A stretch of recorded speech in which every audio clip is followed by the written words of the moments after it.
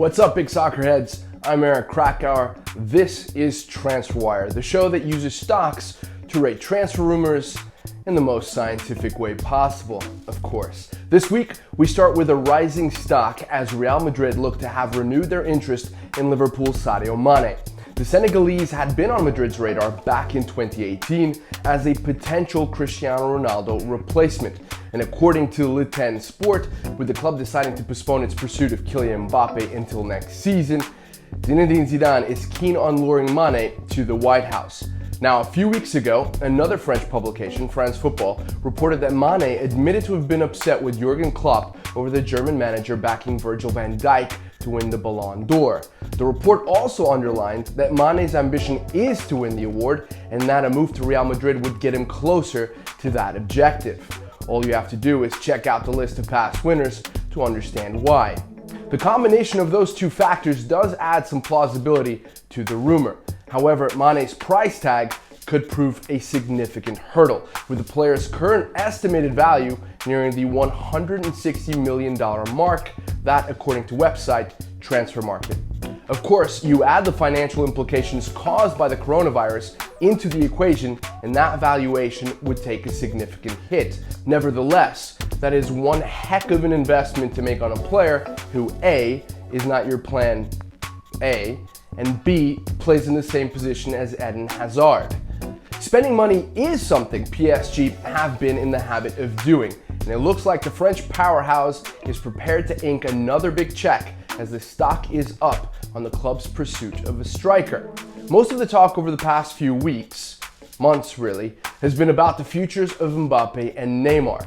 Now that it appears that both are staying put, at least for another season, the attention has shifted to figuring out who will line up alongside them in the Paris attack. Edinson Cavani's contract is up at the end of the campaign, and given his minutes were significantly reduced after Mauro Icardi's arrival, it is highly unlikely he'll extend his stay in the French capital. As for the Argentine, PSG have the option to make his loan permanent if they meet Inter Milan's $77 million valuation. However, Icardi's wife and agent, Wanda, has reportedly informed the club that Mauro intends to return to Serie A to either win back his place at Inter or move on to Juventus, with whom he's been linked for a few years.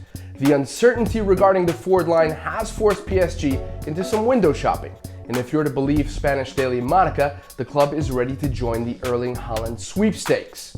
You know, the guy PSG players mocked when they ousted Dortmund from the Champions League back in February.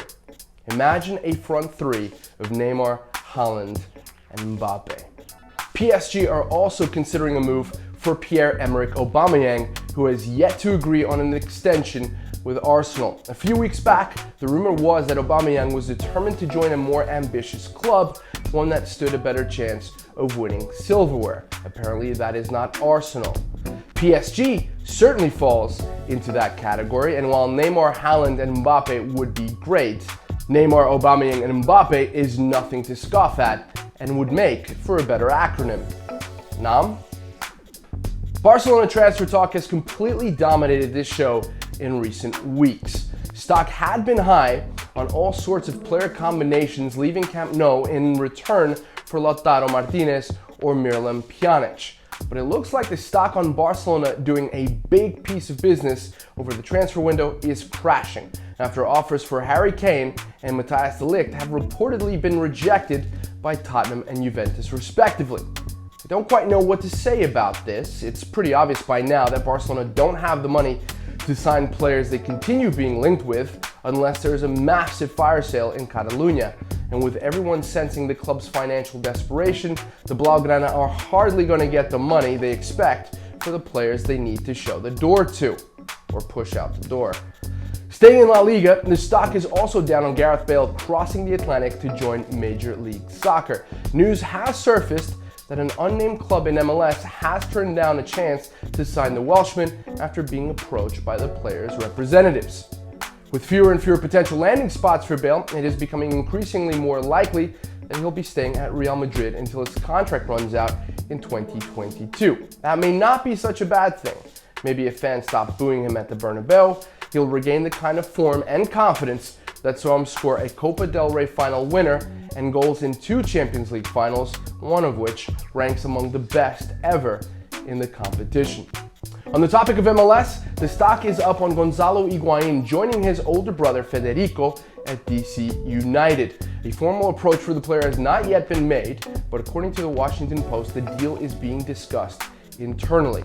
This follows on the back of reports claiming that Higuain wasn't enthusiastic about returning to Italy and that he preferred to play close to home. Is DC really closer to Buenos Aires than Turin? I'll have to look that up. Finally, Serginho Dest's agent and lawyer, Joes Blackburn, has admitted that the Ajax and US men's national team player is being monitored by Bayern Munich and Barcelona, although no concrete offers have been made. 19-year-old Dest burst onto the scene when he starred in the 2019 U20 World Cup with the US, making it all the way to the quarterfinals. A full US international, expect Dest to continue turning heads, but maybe it would be prudent to remain at Ajax, where he's developed and become a regular under Erik ten Hag, and where he's been named the Marco van Basten Ajax Young Talent of the Year. Stay up to date with all the latest transfer news by logging on to beINsports.com and join the conversation on Twitter at beINSportsUSA.